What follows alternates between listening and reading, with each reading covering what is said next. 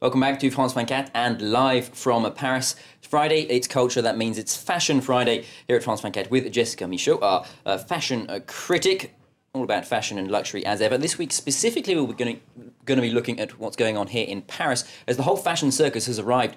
A bit of a shebang, really, arriving for the fashion shows of Paris Fashion Week for Spring-Summer 2013 collection. How's it been going so far? Well, you're right that without a doubt, Paris is the biggest fashion week, the behemoth of fashion weeks. It's the longest, it has the most shows and events. It has also the most variety as far as styles of designers and also designers coming from the four corners of the world. But this season, Paris has a little something to prove. Both New York and London had some really great collections, and Milan was also rather good this season. Also this week in Paris, there are two shows that the fashion world is really building as something of a showdown between two leaders of the industry. There's Hedi Slimane, who will be showing his debut collection for Saint Laurent, and Raf Simons, who will show his first ready-to-wear collection for Dior. Now, many look at these two shows as to being a defining tipping point when fashion is going to be completely something different. But if these two shows are quite new, the designers are actually very well known, so their styles won't be too much of a surprise, I don't think. But there are a lot of really, truly new designers showing in Paris this week that's showing a lot of potential for the future of fashion. And other good news coming out of Paris is that we're seeing designers who had to shutter their businesses because of the recession also coming back to show on the Paris catwalk. But that's good news for them and perhaps for the industry itself. Who are we talking about, for example? Well, a perfect example would be Veronique Branchino. She's back. The Belgian designer hasn't shown for 3 years because of lack of funding. But she's now got the backing of the Italian company Gibo, which will be producing and distributing her collection in the future. Now, this show pretty much continues where it left off 3 years ago, aesthetically speaking, focusing on a mix of men's tailoring with a female aesthetic. You're seeing, suspenders holding up dresses, the use of masculine coloring palette of like bottle green or copper hues. It made for a very chic show. It looked very modern. It also proved that Branchino, even after 3 years, really still does have her finger on the pulse of fashion. So we talked to her a little bit after the show about what she wanted to get across with this collection. So let's take a listen. I wanted to show a very adult woman, very contemporary, with a modern sensibility. To achieve this, I worked with pure forms, very simple and very sophisticated.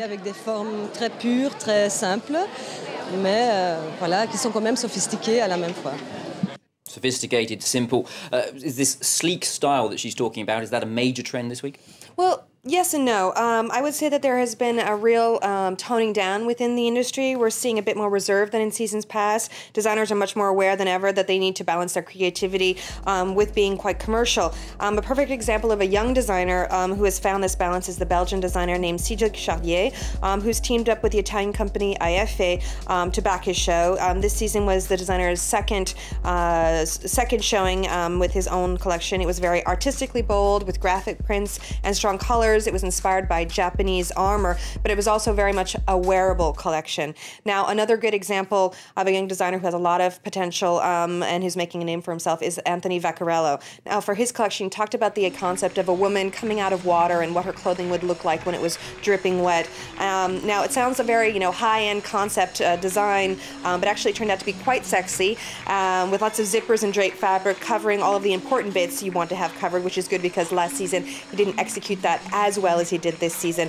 But Vaccarello really has found a very distinctive look for himself, and I would point to him as one of the designers that has one of the strongest potentials to make it in the future in the fashion industry.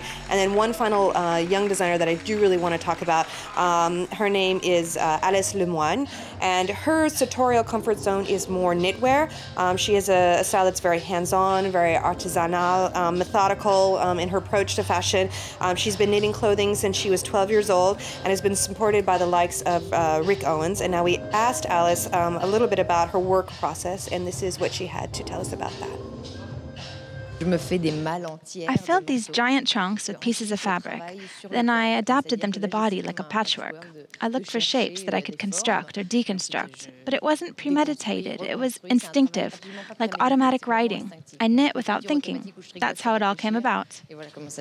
Okay, Jessica, that's a couple of the young designers. Give us a rundown of some of the other ones showing in Paris that are worth watching. Okay. Well, there's another one that I would want to talk about, is also a bit of a newbie. That's the fashion brand Mugler, which has a young creative director in the form of Nicolas Formichetti and also the stylist Sébastien Peigne. Now, the theme or the concept behind the show was a woman with a chic and fearless nature and style of dressing. The season was inspired by Latin American and Asian styles. Also of note from this collection was the debut of a new handbag line for the brand, which was inspired by Formichetti's muse, Lady Gaga, and her best asset, her derriere. So that makes for a bit of fashion fun right there. Then, of course, another great example of a young designer at a major house showing a lot of potential would be at Balmain. The show took place yesterday at the Grand Hotel, and there the babyface designer Olivier Rusting, who is just 26 years old, showed a very bold collection which featured some amazing embellishments, including pants made of braided straw, strong-shouldered outfits, some of which I think are going to have a hard time actually fitting through some doorways. But the level of talent on display with how complex the geometry and the embellishments were really points to a designer who has a lot of potential and I think has a lot of room to grow. Some pretty eye-catching designs there, notably yes. Lady Gaga's derriere, if you will. Not that much time left. Yeah. Tell us about something that's not necessarily on Paris Fashion Week itself. Well, I've got a great example. There's something that's happening as soon as Paris Fashion Week ends. It's the first edition of Black Fashion Week, which will be presented in Paris. Now, the event only lasts 2 days, even though it's called Black Fashion Week, October 5th and 6th. But it brings together designers from around the world that usually create their collections with the Black customer in mind. I also want to point out that there are actually seats available to the public for some of these shows, that it's something interesting to check out. And if you want more information about Black Fashion Week, you can go on the website, which of course is blackfashionweek.com.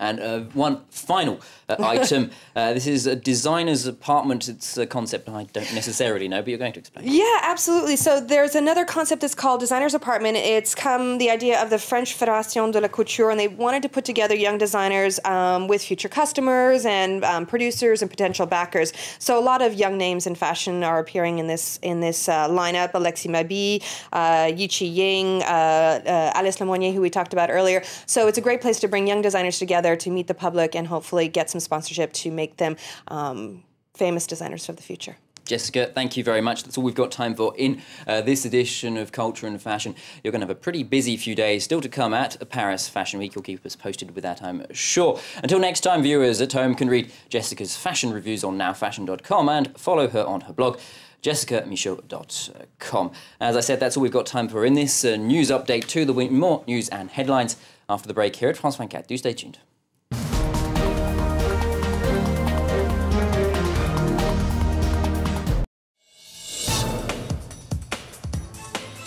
On one side lies the world's biggest country, on the other the world's most populated nation. In between the two runs the Amur River.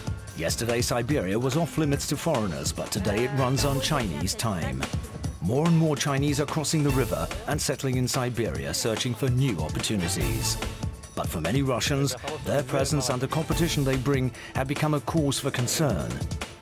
Reporters, today, 10:10 a.m. Paris time on France 24.